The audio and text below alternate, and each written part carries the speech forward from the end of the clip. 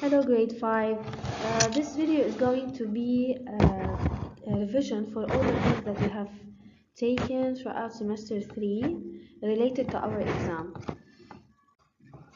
The first thing or our first objective is how to reduce fractions to their lowest terms.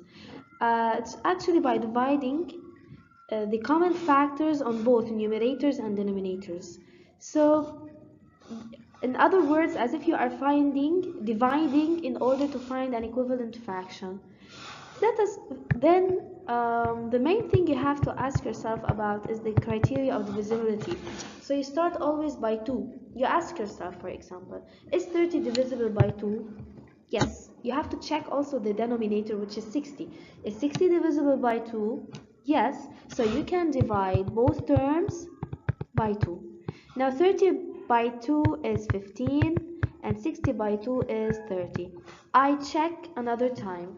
Is 15 divisible by 2? No. So I try the 3. You know the divisibility by 3. Is 15 divisible by 3? Yes. And 30 also. So I divide both terms by 3, sorry. So you get 5 over 10. Now I divide another time by 5. So I get 1 over 2. Can I divide 1 by any number? No. So I stop, and now 1 over 2 is the lowest term or the lowest fraction. We call it an irreducible fraction, so I can't reduce it anymore. So I continue dividing until I reach to the irreducible fraction. Okay, I'm going to solve the second one, which is 42 over 140. Both of them, they are divisible by 2. So 42 divisible by 2 is 21 over 70. I can divide by 7. So I get 3 over 10. And now 3 over 10 is an irreducible fraction. Our second objective is comparing fractions. So, for example, if I have 3 over 4 and 2 over 4. Okay, if you look at the denominator, they have the same denominator. So I can do a small sketch. For example, 2 circles that have 4 pieces. In the first one, I will color 3 out of 4. In the second, I will color 2 over 4. If you just look at the sketch, you will find that this circle is more colored than the other circle. Or in another word, we can come out to a conclusion that says that if I have two fractions that have the same denominator, the greater the numerator, the greater the fraction. This opposite to this is when I have the same numerator, the smaller the denominator, the greater the fraction. Let us sketch and see. Here I have 3 parts and I color 2. Here I have 5 equal parts and I only color 2. So which one is more colored? The first circle. So again, we come up with a conclusion that says that if I have the same denominator, the greater the numerator, the greater the fraction. But if I have the same numerator, the smaller the denominator, the greater the fraction. But what if I have two fractions that don't have the same denominator or the same numerator? What should I do? It's very easy. The only thing I can do is to make the denominators the same. How? Using the common denominator process, where you make the denominators the same. So I only multiply this fraction by 2, so I get 6 over 8, and here I have 5 over 8, and I go back to the rule that I know. If I have the same denominator, the greater the numerator, the greater the fraction. Now, if you want to order the fractions from least to greatest or from greatest to least, you will also see that it's very important to have either the same numerator or the same denominator. If you look at those 3 fractions, I'm going to order them from least to greatest. You have the same denominator, so the greater the numerator, the greater the fraction. So which one is the least? 1 over 12, because it has the least numerator. Then 5 over 12. And 12 over 12 is the biggest one.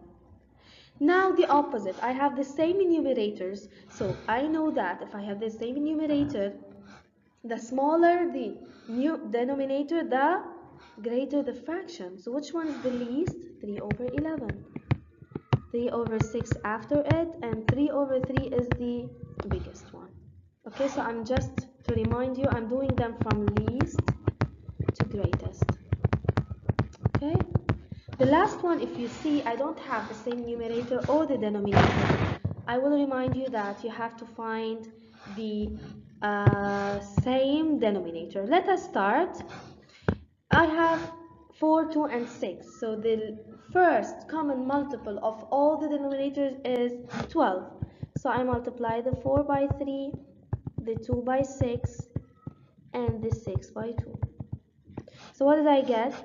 9 over 12, 6 over 12, and 8 over 12. So which one is the least? 6 over 12, then 8 over 12, and 9 over 12. Okay? Now, if I have two fractions, I need to add or subtract them. First, and the most important thing, I can't add or even subtract two fractions unless they have the same denominator.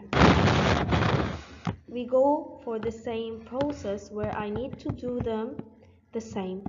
So I'm going to multiply.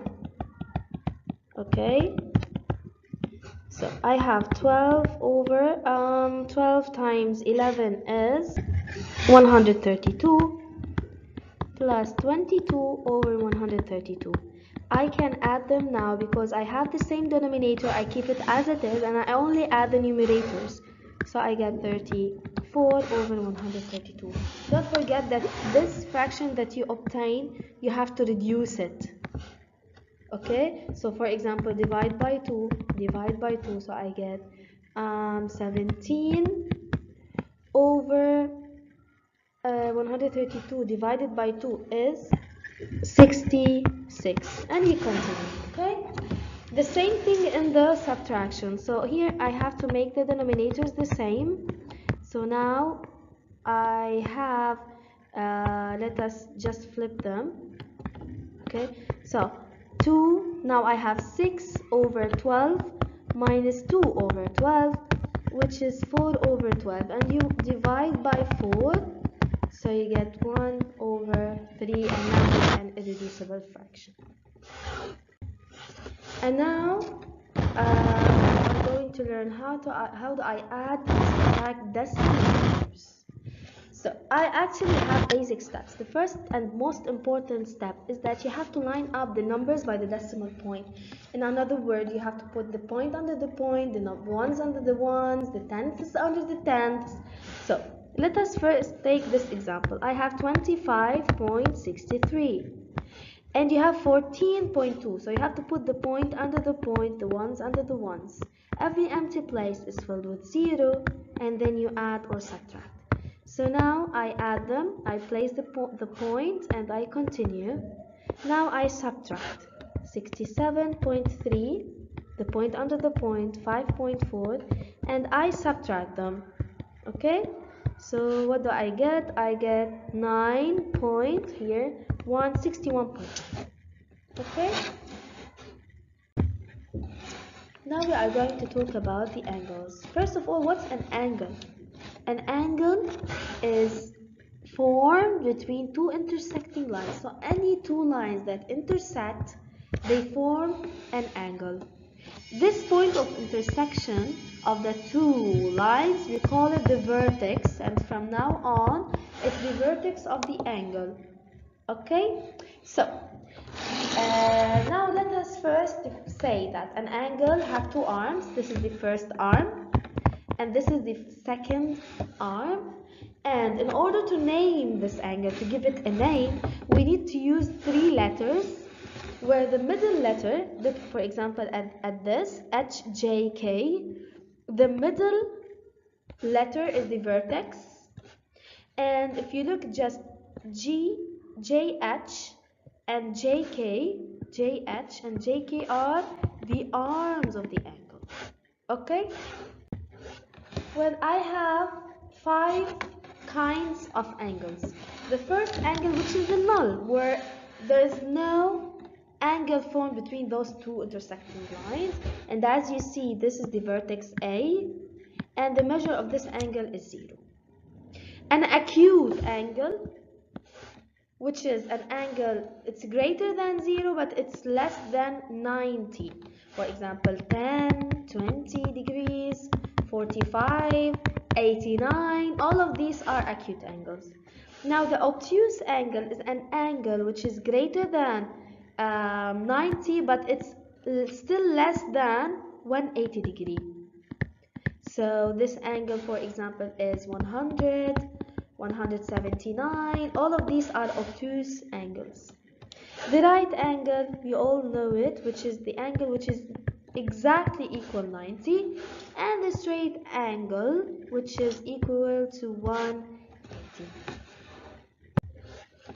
If I want to measure the exact value of an angle, I need first to use a protractor. This is the protractor, where it starts from 0 to 180 degree. This protractor, it has a middle center here. It's always, you should put this center on the vertex.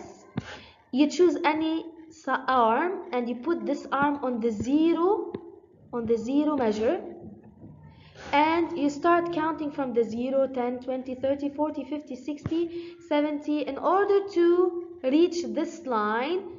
So for example, as you see here, it's between 70 and 80.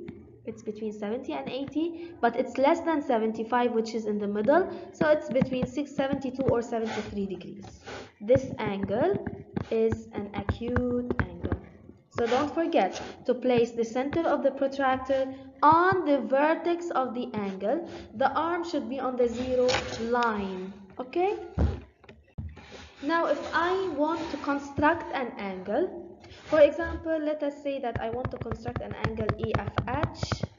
It's 30. First you have to say that the vertex is F, to mention that, and say that the sides or the arms of the angle are FE and FH. Why it's important to say that? For example, let us say that this is F. First you draw the line. This is the first step. You draw a line FE, for example. You mark the vertex carefully.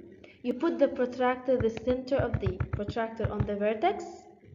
You start counting from the 0. Let us say I wanted 30, 0, 10, 20, 30. You put a little mark, you remove the protractor, and you join the vertex with this mark. This is EFH, which is 30 degree. If I wanted 110, I also start from 0 till I reach 110, for example here, and I do it like this.